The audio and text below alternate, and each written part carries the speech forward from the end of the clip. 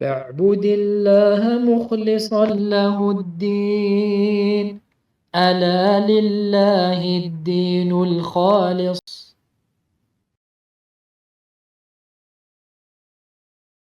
الحمد لله والصلاة والسلام على رسول الله وعلى آله وصحبه ومن تبع هداه.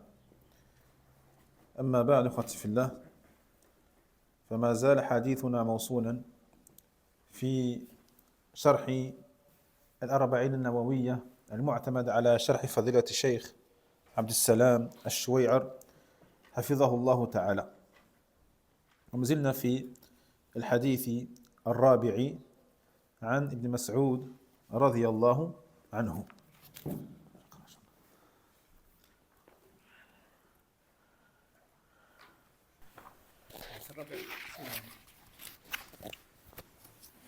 بسم الله الرحمن الرحيم. الحديث الرابع عن أبي عبد الرحمن عبد الله بن مسعود رضي الله عنه قال: حدثنا رسول الله صلى الله عليه وسلم وهو الصادق المصدوق: إن أحدكم يجمع خلقه في بطن أمه 40 يوما نطفة، ثم يكون علقة مثل ذلك، ثم يكون مضغة مثل ذلك، ثم يرسل الملك فينفخ فيه الروح، ويؤمر ب4 كلمات: بكتب رزقه وأجله وعمله وشقي أم سعيد. فوالذي لا إله غيره إن أحدكم لا يعمل بعمل أهل الجنة حتى ما يكون بينه وبينها إلا ذراع، فيسبق عليه الكتاب فيعمل بعمل أهل النار فيدخلها، وإن أحدكم لا يعمل بعمل أهل النار حتى ما يكون بينه وبينها إلا ذراع، فيسبق عليه الكتاب فيعمل بعمل أهل الجنة فيدخلها. رواه البخاري ومسلم. بارك الله فيك. أحسن الله إليك.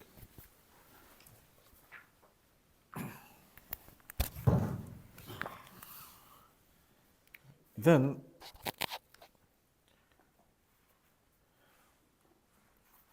في هذا الحديث يقول ابن مسعود رضي الله عنه: حدثنا رسول الله صلى الله عليه وسلم وهو الصادق المصدوق. جاء بهذا اللفظ لأن هذا من كمال الغيب الذي لا يعلمه النبي صلى الله عليه وسلم إلا بما أوحاه الله عليه. Dans ce hadith, il dit le compagnon Ibn Mas'ud, Abdullah, radiyallahu anhu, le messager d'Allah sallallahu alayhi wa sallam nous a dit, ou nous a transmis, wa huwa as-sadiqu al-masduq. Donc ici, pourquoi il a qualifié le prophète Mohammed sallallahu alayhi wa sallam, premièrement de sadiq, et puis de masduq. Donc un sadiq, littéralement, c'est celui qui dit la vérité. Le yukhbir bisidq, qui donne une information qui est vraie. D'accord? Qui est vraie. Donc il a veillé, avant même de transmettre la parole du prophète Mohammed sallallahu alayhi wa sallam, de préciser ou de rappeler aux gens qui est le prophète. Avant même l'islam, avant même le nubuwa, les gens disaient de lui: هذا هو الصديق الأمين الصادق, c'est l'honnête, le fidèle, le loyal, le véridique. جيد. Donc pourquoi Ibn Mas'ud a pris soin de rappeler cela? Parce que ce hadith, il traite des choses de l'invisible. Des choses de l'invisible. Les étapes du fœtus dans le ventre de sa mère, le fait que l'ange vienne et écrive ces choses-là, le qadr, le paradis, l'enfer, etc. Ce sont des choses de l'invisible que le prophète sallallahu alayhi wa sallam ne peut savoir, ne peut connaître si ce n'est par la révélation d'Allah tabarak wa ta'ala. Lakinnahu as-sadiq al-masduq. Et n'oubliez pas que c'est le véridique. إذن ما الفرق بين الصادق والمصدوق؟ الصادق هو من أخبر بالصدق، أي الصدق هو ما يوافق وما يطابق الواقع، ما يطابق الواقع، هذا هو الصدق. والمصدوق من أخبر به، المصدوق من أخبر به، والصادق المخبر به. يعني الذي أخبر بما يوافق الواقع هو يعني الصادق، لأن الصدق موافقة الواقع، والكذب العكس، الكذب مخالفة الواقع. يعني حدثنا مثلا رجل عن أمر بأنه وقع وهو لم يقع، فهذا صدقنا أم كذبنا؟ هذا كذبنا، هذا يعتبر كذبا.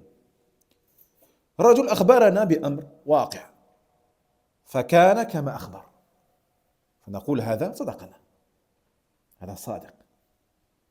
جيد؟ فنحن مصدقون له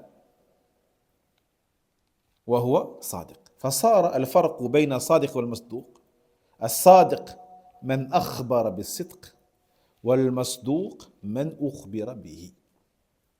Donc la différence entre الصادق et le masdouq. الصادق, tout simplement, c'est celui qui informe d'une chose qui est vraie, qui informe d'une vérité.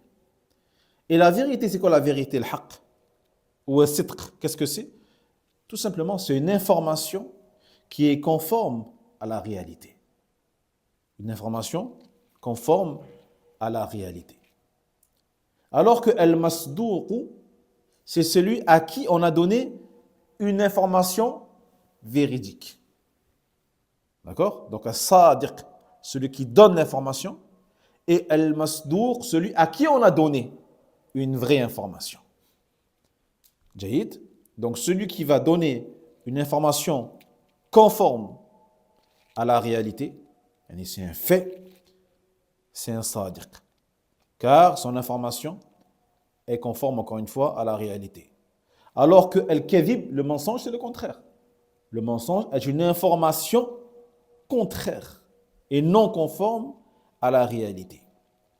Donc, si un homme nous ramène une information et qui nous dit que telle ou telle chose s'est produite, mais que cette chose-là ne s'est pas produite, est-ce qu'on va dire hada sadaqana ou hada kadhabana? On va dire hada kadhabana. Il nous a menti. Il nous a menti.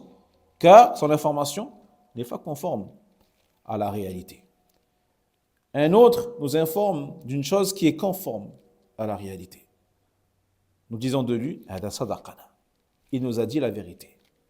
D'accord? Enfin, cet homme-là, on dira de lui qu'il est sadiq, et nous, on sera des musaddiqoun par rapport à lui. Et on sera également des masdouqoun en même temps. Pourquoi masdouqoun? Parce qu'on a reçu une information qui est réelle.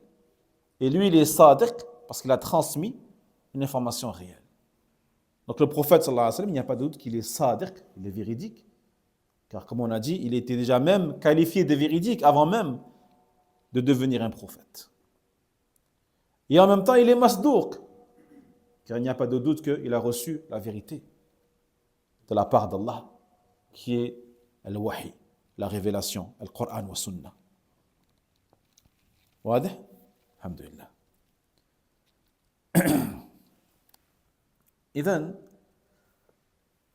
قوله يعني قول ابن مسعود رضي الله عنه هو صادق المصدوق فيه أدب للمعلم أن يهيئ العلم لمن يعلمه ومن يعني يخبره بالعلم، لأن هذا الحديث فيه شيء غيبي كما قلنا لا يدرك بالحس ولا يدرك بالتجربة وإنما يدرك بالتسليم. والعلم بالخبر لصدق المخبر به. ففيه ذكر تنوع الحمل.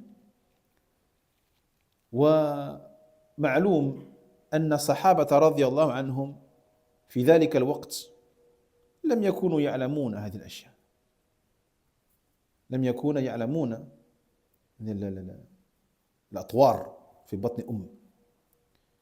وكذلك الناس الأطباء، يعني حتى الأطباء يعني لم يكونوا يعلمون يعني في ذلك الزمان هذا، يعني تطور المراحل بعلم التجربة وبالرؤية، لا ونحو ذلك، وإنما هو الخبر الذي يصدقونه. فكانوا علماء، إن الصحابة أصبحوا علماء لا بتجريب وإنما بخبر الوحي من النبي صلى الله عليه وسلم. Donc la parole d'Ibn Mas'ud, parce qu'il a qualifié le prophète Mohammed sallallahu alayhi wa sallam de Sadiq al-Masdouq, comporte un adab, un bon comportement envers déjà ceux à qui il va enseigner la parole du prophète Mohammed sallallahu alayhi wa sallam. D'accord? En leur faisant prendre conscience que la parole qu'ils vont entendre est la parole de celui qui ne ment pas et de celui qui a reçu la vérité absolue, qui est la révélation de la part d'Allah tabarak wa ta'ala. Et bien sûr, par respect envers le prophète lui-même, alayhi salatu wassalam. Donc ce hadith comporte des choses qui font partie des choses de l'invisible, des choses de la croyance relative au monde invisible, qui ne peuvent être sues ni par al-hiss, les sens, la vue, l'ouïe, l'odorat, le toucher,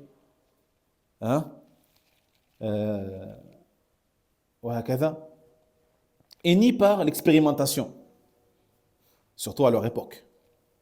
Ils n'avaient pas les moyens nécessaires pour étudier les étapes successives de l'embryon. Mais c'était des connaissances, des notions auxquelles ils devaient croire par soumission seulement. Et le fait d'accepter cette information-là, car elle venait tout simplement de la part d'un prophète, de la part d'un homme qui a reçu cela de la part d'Allah subhanahu wa ta'ala. Dans ce hadith, on a donc les étapes successives de l'embryon. Et il est connu que les sahaba, les compagnons, radiyallahu anhum, ne connaissaient pas ces choses-là. Ni les médecins de leur époque, les gens qui étaient versés dans la médecine, les remèdes, les soins ou le corps humain, ne connaissaient pas ces choses-là. Donc ce hadith fait partie des miracles et des signes de la prophétie, des signes de la vérité, de la véracité de la prophétie de Mohammed sallallahu alayhi wa sallam. Comment un homme qui a vécu il y a 1400 ans pouvait-il connaître les étapes du fœtus? Nutfa, alaqa, mudra, takhalluq. Taïeb. Donc, à cette époque-là, il n'avait aucune connaissance de cela. Il ne pouvait pas savoir ces choses-là à travers les expériences ou l'expérimentation ou ne serait-ce que la vision. Chose que aujourd'hui on peut constater avec certains outils de technologie. Mais à l'époque, ils n'avaient rien de tout ça. Donc la seule chose qu'ils pouvaient faire, c'était juste de se soumettre à l'information rapportée par le prophète Mohammed sallallahu alayhi wa sallam. Donc ils sont devenus des ulama dans les étapes de cet embryon-là dans le ventre de sa mère. Pas par les études scientifiques ou l'expérience, l'expérimentation, mais tout simplement par l'information révélée par Allah tabaraka wa ta'ala via son prophète sallallahu alayhi wa sallam. Wa qawluhu thumma yakunu alaqatan مثل ذلك. والمراد بالعلقة هو الدم العبيط الجامد وسمي علقة لكونه رطبا. Donc il dit le prophète sallallahu alayhi wa sallam que l'embryon donc il se trouve au début dans le ventre de sa mère et il est dans un état de goutte pendant 40 jours. Ensuite, il se change en alaqa. Donc l'alaqa, c'est du sang. C'est du sang qui a une certaine rigidité. D'accord? Il est jamid. D'accord? Et on l'appelle alaqa parce qu'il est humide. Ratban. C'est un sang humide et qui est rigide. Et mou en même temps. Il est abid ou jamid. Mou et rigide. Comme un caillou de sang. Hein? Et durant donc le même nombre de jours que sa forme de goutte. 40 puis 40. وقوله ثم يكون مضغة مثل ذلك. المضغة هي قطعة اللحم. المضغة هي قطعة اللحم سميت مضغة لأنها صغيرة بمقدار ما يدخل في الفم من اللحم فهي قطعة لحم صغيرة. Puis, troisième étape, durant également 40 jours, ce fœtus se change en moudra. Le moudra, à la base, est un morceau de chair, un morceau de viande. Et il est appelé moudra parce qu'il est petit. C'est un petit morceau de viande. Jaïd. Moudra par rapport à madara, le fait de mâcher. D'accord? Quand tu mâches un morceau de viande dans la bouche, c'est un petit morceau. Donc le fœtus, à ce moment-là, il ressemble à ce morceau de viande-là mâché. C'est pour ça qu'il est appelé moudra. Donc durant également une quarantaine de jours. Ça fait 40, 40 et 40. En tout, 120 jours. فهذا الحديث أصل من أصول الدين في عدد من الأحكام. أول هذه الأحكام أن هذا الحديث أصل من أصول الدين فيما يتعلق بالركن السادس من أركان الإيمان وهو الإيمان بالقدر. إذ يعني هذا الحديث دل على أمرين من مراتب القدر الأربع وهو أولا علم الله تعالى. Donc, parmi les règles que nous pouvons extraire de ce hadith qui est une des bases de la religion d'Allah tabaraka wa ta'ala, donc il est important à nous tous de connaître et d'apprendre par cœur et aussi de comprendre afin d'en tirer les enseignements. Premièrement, le hadith, donc, il est relatif à un des piliers de la foi, qui est le 6e, celui de la foi au destin. La foi au destin. Donc ce hadith, notamment, fait mention de 2 des 4 maratib, de 2 des 4 degrés, des 4 niveaux de la foi au destin. La foi au destin comporte 4 niveaux. Et dans ce hadith, on retrouve 2 niveaux parmi ces 4 concernant la foi au destin. Jaïn. Le premier niveau, c'est quoi? La science d'Allah tabaraka wa ta'ala. Donc ta foi au destin consiste premièrement à croire que Allah tabaraka wa ta'ala, il sait toutes choses. فإن علم الله يعلم به ما كان وما لم يكن لو كان كيف سيكون. الله جل وعلا يعلم الماضي والحاضر والمستقبل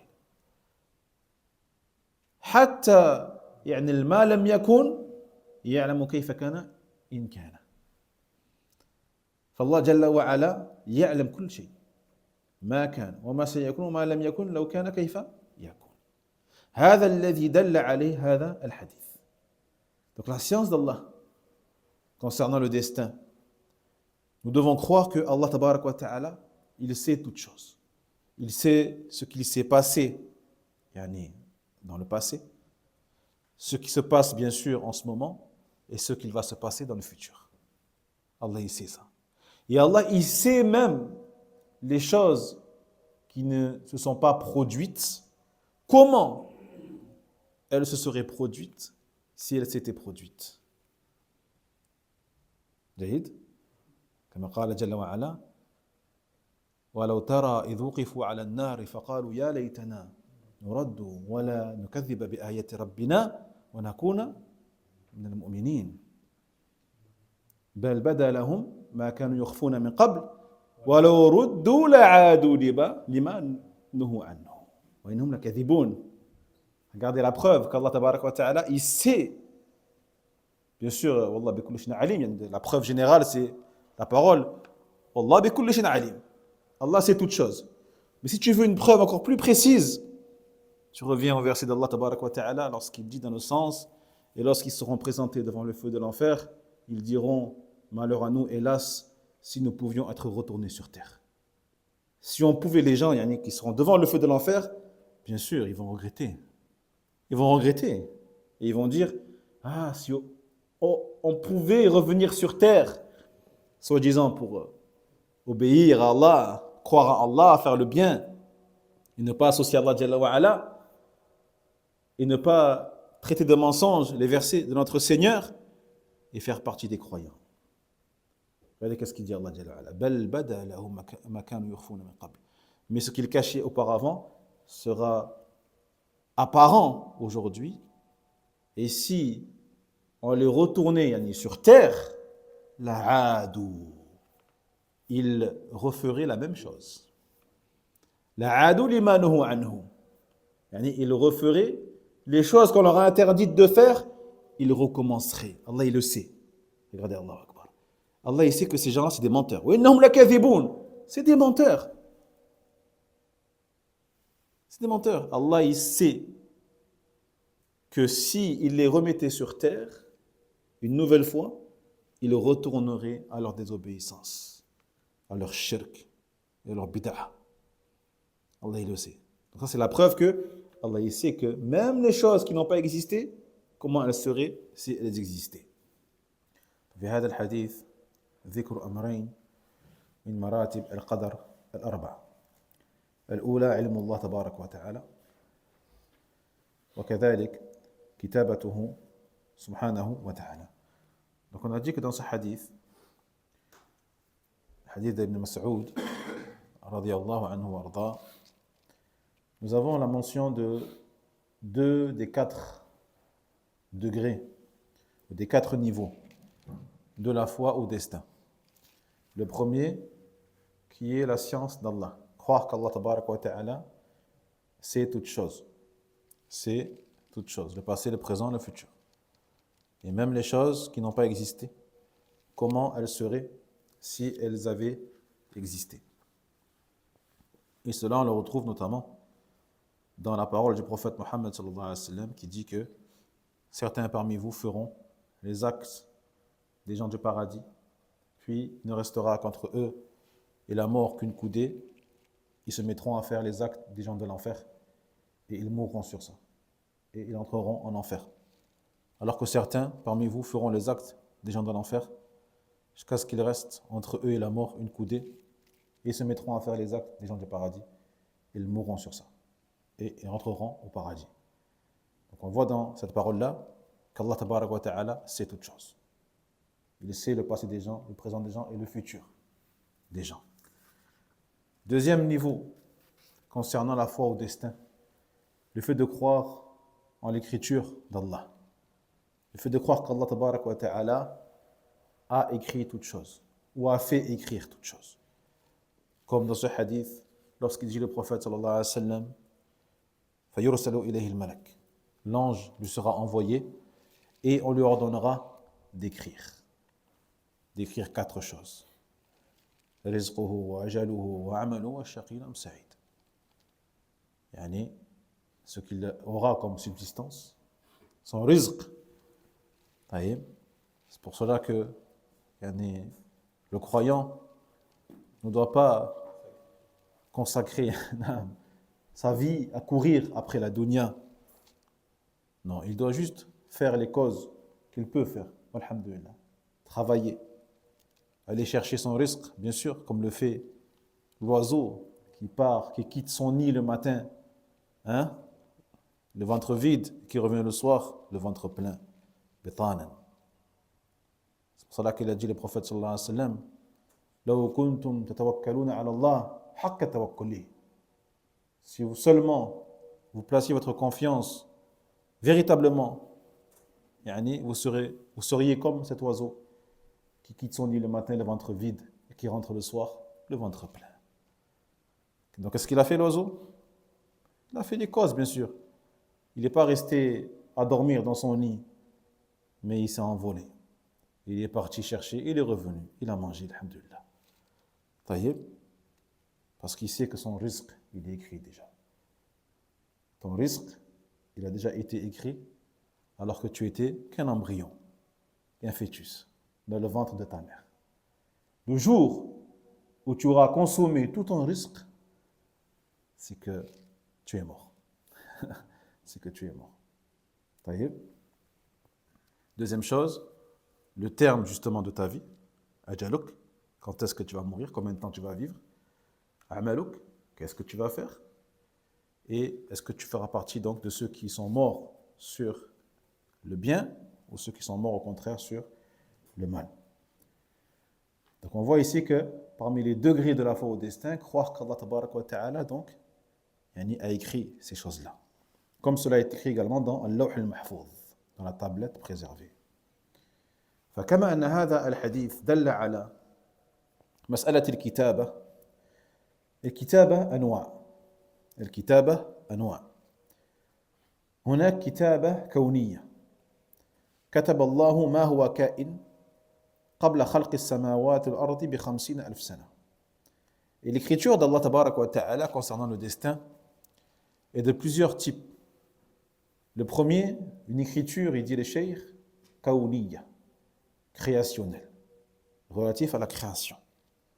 Croire qu'Allah tabarak wa ta'ala, il a écrit tout ce qui existera 50 000 ans avant la création des cieux et de la terre. وهنا كتابة عمرية الذي دل عليها هذا الحديث. الكتابة العمرية. Deuxième type d'écriture, croire qu'Allah tabarak wa ta'ala a écrit l'existence de la personne durant sa vie sur terre. On appelle al-kitaba al-umriya, l'écriture de l'existence sur terre. Et c'est celle qui est présente dans ce hadith de Ibn Mas'ud, lorsque Allah ordonne à l'ange d'écrire ces 4 choses. Ça concerne donc son taqdir al-umri, durant sa vie sur terre. وهنا كتابة حولية يكتب الله جل وعلا في كل سنة ما يكون فيها. وهذا ليلة القدر. قيل إنه في ليلة القدر. وقيل إنه في ليلة النصف من شعبان. هذا قول آخر إنه في ليلة النصف من شهر شعبان. وكلاهما في حديث وارد. Et il y a un autre type d'écriture qui est l'écriture annuelle, hawliya, qu'Allah tabarak wa ta'ala écrit pour chaque créature chaque année. Et c'est celle qui est faite dans un des 2 avis, qui est l'avis le plus fort, wallah ta'ala a'lam, durant la nuit de la prédestination, al-Qadri, Laylat al-Qadri. D'autres disent, elle est faite durant la moitié du mois de Sha'ban. La moitié du mois de Sha'ban. Et les 2 avis sont appuyés par des textes religieux, alhamdulillah. وهنا كتابة أسبوعية وهنا كتابة يومية. Il dit le cheikh, il y a aussi une écriture qui est hebdomadaire et une écriture qui est quotidienne, journalière. كل يوم هو في شأن. كل يوم هو في شأن. Chaque jour, Allah tabarak wa ta'ala, bien sûr, il décrète, il décide et il écrit. والمقصود من هذا أن الكتابة تكون من مراتب القدر al-arba al-ma'roufa. Donc, l'écriture ici fait partie des 4 niveaux de la foi au destin. ولذلك فإن المؤمن إذا آمن بالقدر وعرف هذا الحديث كان ذلك سببا في زيادته في الطاعة. وهذا هو الفقيه. الفقيه إذا عرف أن الله جل وعلا قد كتب كل شيء وقدر كل شيء هذا يكون سببا له في زيادته في العمل وفي الطاعة.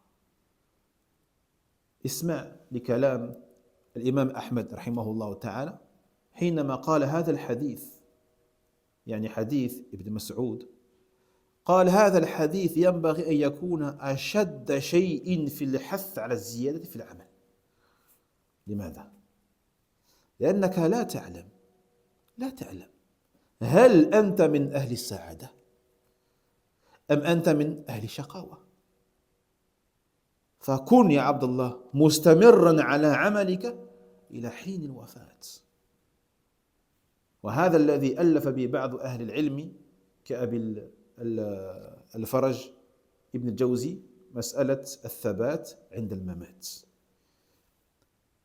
Donc, ce hadith est une des raisons pour laquelle le croyant, donc lorsqu'il croit au destin et sait que ce hadith est une des causes qui doit faire qu'ils doivent augmenter les actes d'obéissance pour Allah tabarak wa ta'ala. C'est ça le croyant qui est faqih, qui a su justement extraire les fawaïd, les fruits de ce hadith. C'est celui qui va le lire, qui va l'apprendre et qui va augmenter ses bonnes œuvres et ses actes d'obéissance pour Allah tabarak wa ta'ala. Pourquoi? Eh bien, il dit l'imam Ahmed rahimahullah ta'ala que ce hadith, il fait partie des textes qui doivent le plus inciter la personne à multiplier les actes d'obéissance. Contrairement à ceux qui peut-être vont se dire, vu que tout est écrit, à quoi ça sert alors que je fasse des bonnes actions, vu que tout est écrit? Non, au contraire. Car tu ne sais pas, est-ce que tu fais partie des gens qui vont avoir une bonne conclusion, husn al-khatima, ou au contraire de ceux qui vont avoir une mauvaise conclusion, sous le khatima. Donc vu que tu ne sais pas, sois constamment dans le bien.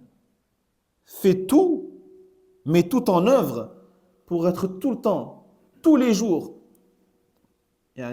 en train de faire des bonnes actions et en train d'obéir à Allah tabarak wa ta'ala, et ce jusqu'à la mort.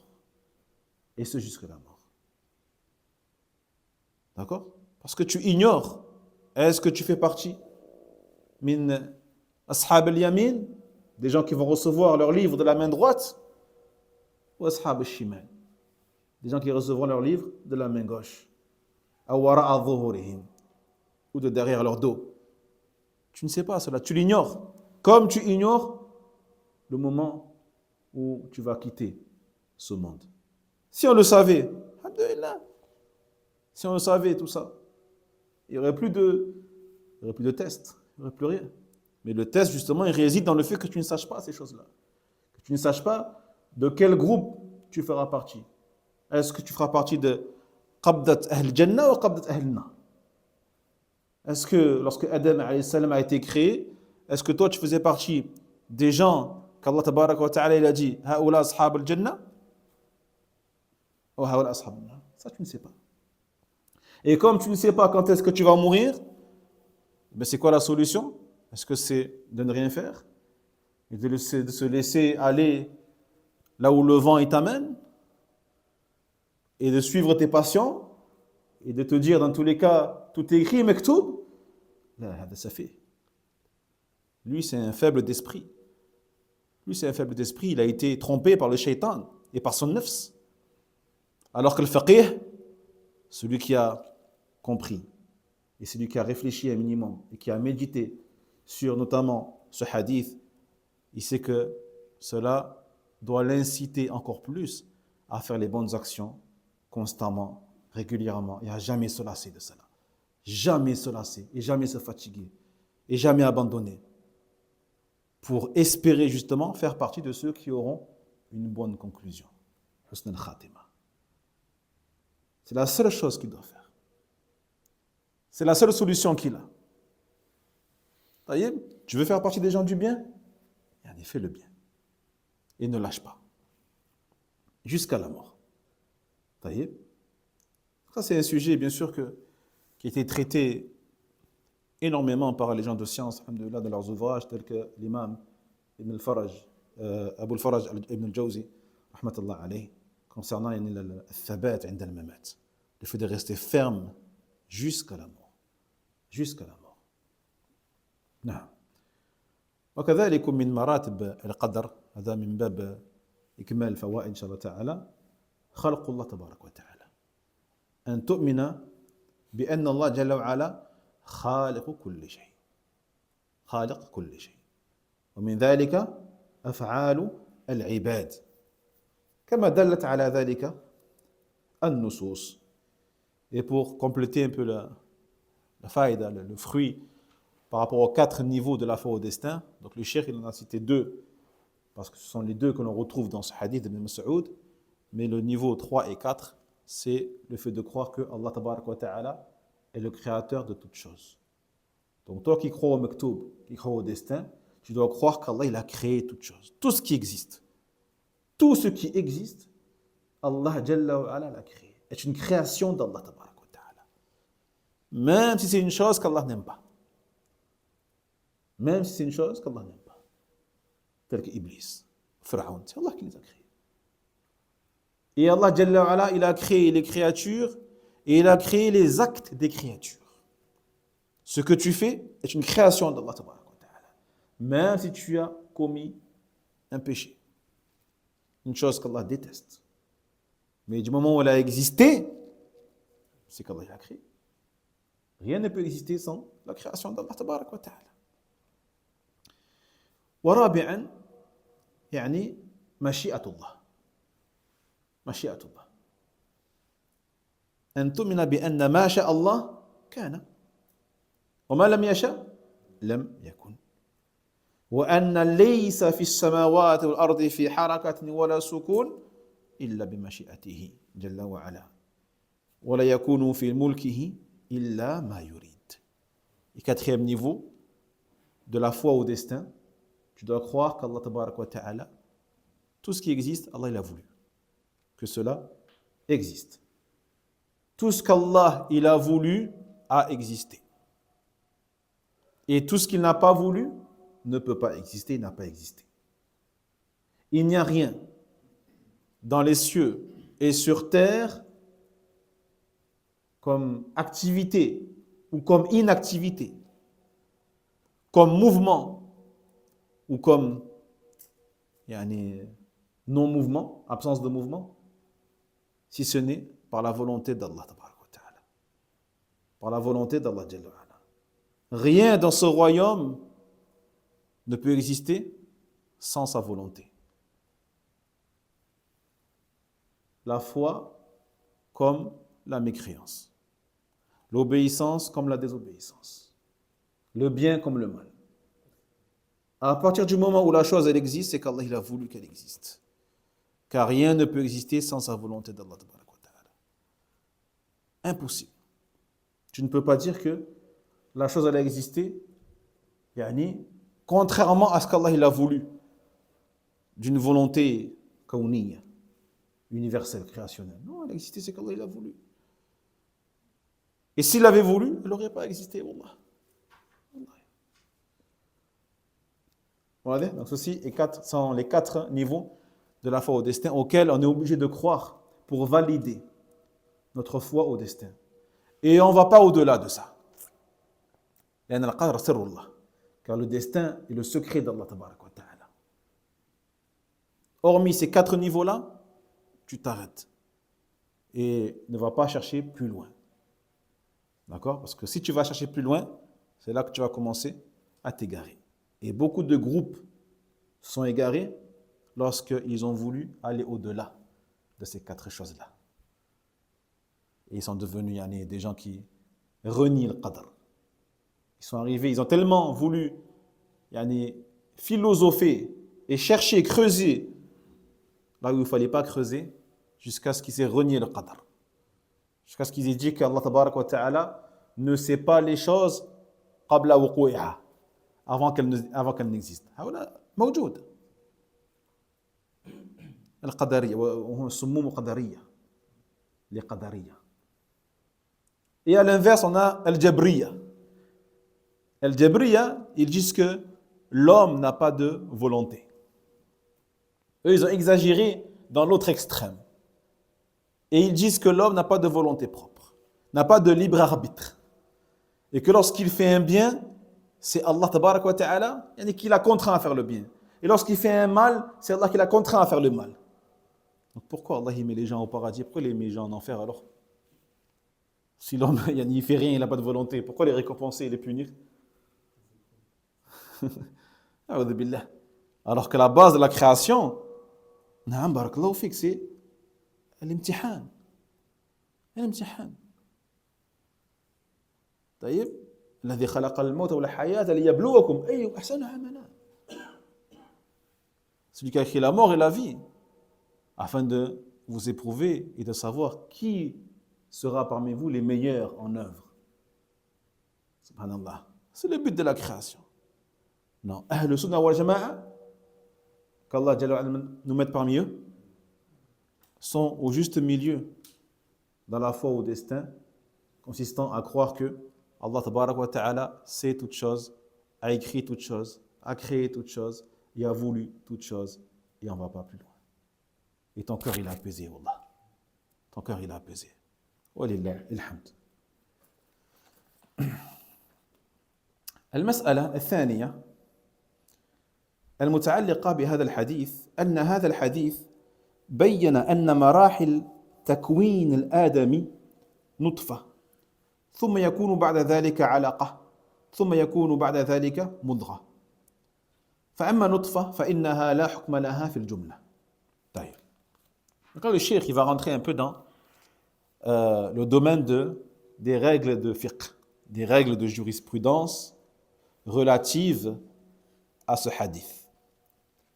Et il dit que dans ce hadith, donc, on a les étapes successives de la création de l'être humain dans le ventre de sa mère.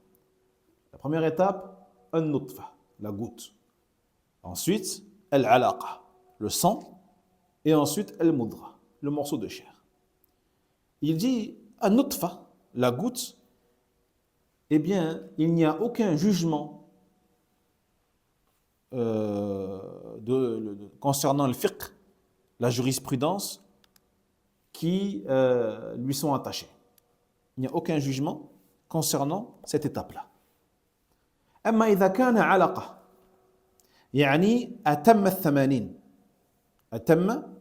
الثمانين فإنه حينئذ يكون قد بدأ بتخلق لخروجه من طور اللحم فترتب على ذلك بعض الأحكام ومن هذه الأحكام أن المرأة إذا أسقطت جنينا قد جاوزت 80 من عمره فإنه في هذه الحالة يكون الدم الذي خرج منها دما نفاسا وإذا كانت محدة أي معتدة من وفاة الزوج فإنه ينقضي إحدادها وتنقضي عدتها إن كانت مطلقة فالعبرة بمرور 81 يوما لظاهر هذا الحديث وهو مشهور في المذهب.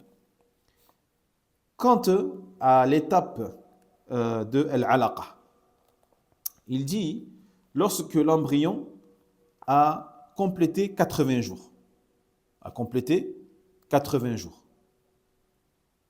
Il dit à ce moment-là, commence alors ce qu'on appelle le takhalluq, l'embryon commence à avoir des formes humaines. Commence à avoir des formes humaines. La tête, les mains et les pieds. La tête, les mains et les pieds. Donc il sort de ce qu'on appelle tawrihi al-lahm, de la simple forme de chair ou de viande. À ce moment-là, il y aura des règles particulières dans al-fiqh, concernant notamment al-idda, la période de viduité ou la période de veuvage. Donc la femme, lorsqu'elle perd son embryon, l'embryon meurt et tombe une fois qu'il a dépassé justement les 80 jours. Une fois dépassé les 80 jours. Dans ce cas-là, le sang qui sortira de la femme sera un sang de nifas, de lochi.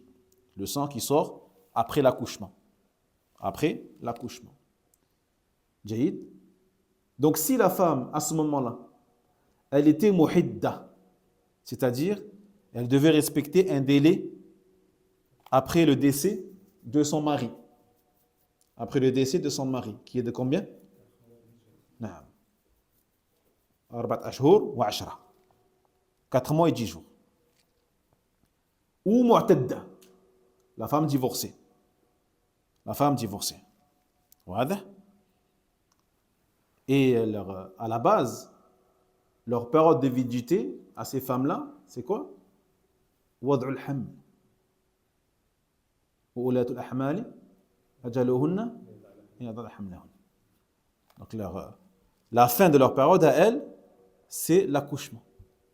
C'est l'accouchement. C'est pour ça que, par exemple, une femme qui a été divorcée, celle qui n'est pas enceinte, c'est combien? Non.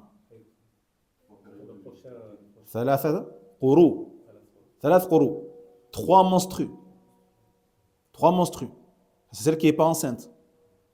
Et pour la veuve, c'est 4 mois et 10 jours. Ça, c'est la veuve. Mais celle qui est enceinte, c'est l'accouchement. Ça veut dire que si elle a été divorcée et que le lendemain, elle accouche, ça y est, c'est fini. Elle aura le droit de se remarier, etc. etc. Comprenez, Khwatifillah? Ça change beaucoup de choses. Non? Non, bien sûr. Le but de ça, c'est en fait, c'est pour pas qu'elle se remarie avec un bébé dans le ventre. Pour préserver les liens de sang. Non. Pour pas que les liquides se mélangent, qu'il y ait des confusions après dans la lignée. Donc, on revient à ce qu'on a dit. Celle dont l'embryon est tombé et qui a dépassé 80 jours. Donc, sa période de viduité, à ce moment-là, elle est terminée. C'est comme l'accouchement pour elle, même si le bébé il est mort. C'est comme un accouchement pour elle. Donc, elle n'est plus dans sa période d'idda. Pourquoi? Parce que ça a dépassé les 80 jours. Et que le sang qui est sorti est le même sang que lors de l'accouchement après les 9 mois. Jaïd. Donc ici, ce qui est pris en compte à ce moment-là, eh bien, c'est les 80 jours. Une fois que ça a dépassé 80 jours, ça y est. Et cela, on le prend de quoi? On le prend notamment de ce hadith.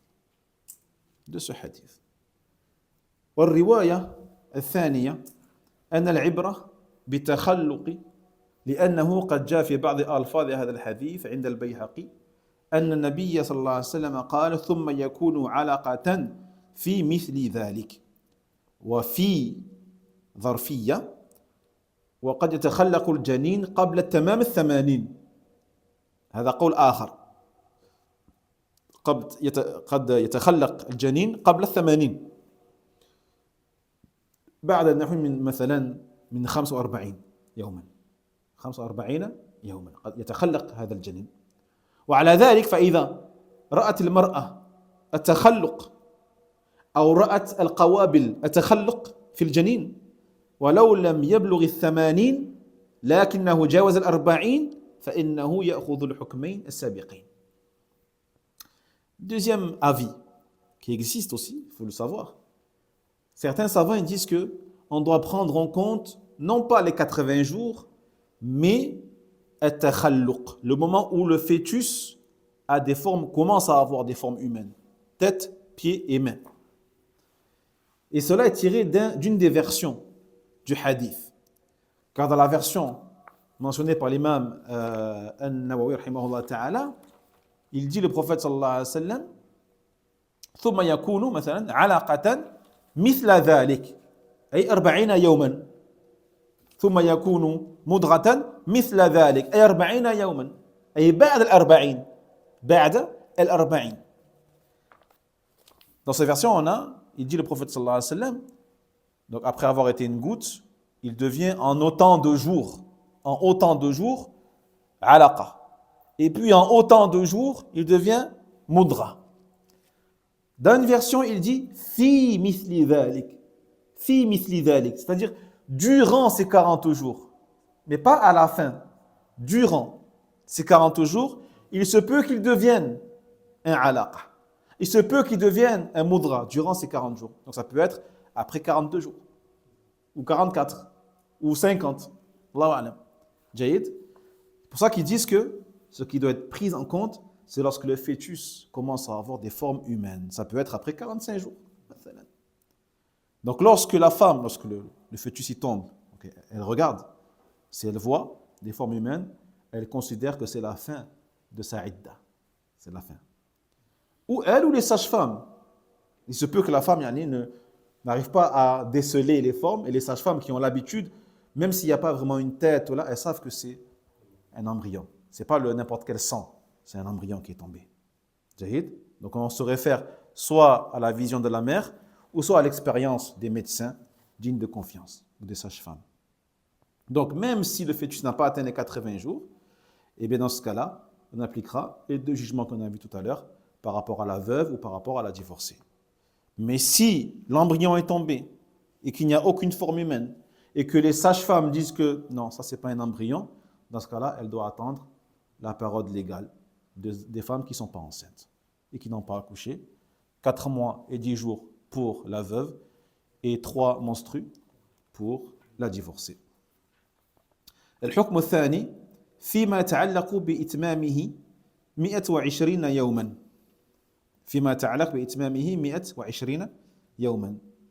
فإذا أتم 120 يوما ثم سقط ميتا فإنه يغسل ويكفن ويصلى عليه ويسمى ويدفن في مقابر المسلمين. هذا ما يتعلق بالفرق بين ما جاوز 80 وما جاوز 120. Deuxième jugement que l'on tire de ce hadith par rapport aux règles de fiqh, ce qui est relatif au fait de prier ou pas sur l'embryon qui est mort, sur le bébé qui est mort du coup. Est-ce qu'on le lave? Est-ce qu'on prie sur lui? Est-ce qu'on l'enterre? Est-ce qu'on lui donne un nom? Eh bien, il dit ici, on tire de ce hadith que lorsque l'embryon a dépassé les 120 jours, donc les 3 étapes, nutfa, alaqa wa mudra. Une fois qu'il a dépassé ces 3 étapes-là, eh bien, on doit prier sur lui, on doit le laver, bien sûr, on doit le mettre dans un linceul, lui donner un prénom, prier sur lui et l'enterrer avec les musulmans. Pourquoi? Eh bien, par rapport au fait que l'ange a insufflé l'âme. L'ange a insufflé l'âme après les 120 jours. Après les 120 jours, et donc c'est un humain avec une âme donc, qui sera au paradis bi'idhnillahi azza wa jal. Non? Il a insufflé avant les 120 jours, pas après les 120 jours. Si, après les 120 jours, à la fin de la 3e étape. À la fin de la 3e étape. Donc si l'embryon est tombé après ces 120 jours-là, on doit faire tout ça. Prier sur lui, le laver, lui donner un nom et espérer, Inch'Allah, un jour le revoir au paradis. Espérer le revoir au paradis. Donc c'est ce qui est donc lié à la différence entre l'embryon qui est tombé avant les 80 jours ou qui a dépassé les 80 jours, selon les 2 avis qu'on a vus tout à l'heure, par rapport à takhalluq ou les 80 jours, et celui qui a dépassé les 120 jours. Alhamdulillah. Ça fait combien de temps? Combien? Donc ça fait 1 heure. Ça fait 1 heure? Alhamdulillah. نكتفي بهذا القدر إن شاء الله. On va s'arrêter là parce qu'après c'est le début du hadith numéro 5. Donc dans tous les cas on n'aura pas le temps de le terminer. Et bi'inillah, on le fera donc à la prochaine majlis qui se fera dans 3 mois. Inch'Allah, donc 3 menstrues. Barakallahu fikum. والعلم عند الله وآخر دعوانا أن الحمد لله رب العالمين وصلى الله وسلم على نبينا محمد وعلى آله وصحبه أجمعين. بارك الله فيكم. وينجي الله الذين اتقوا بمفازتهم لا يمسهم السوء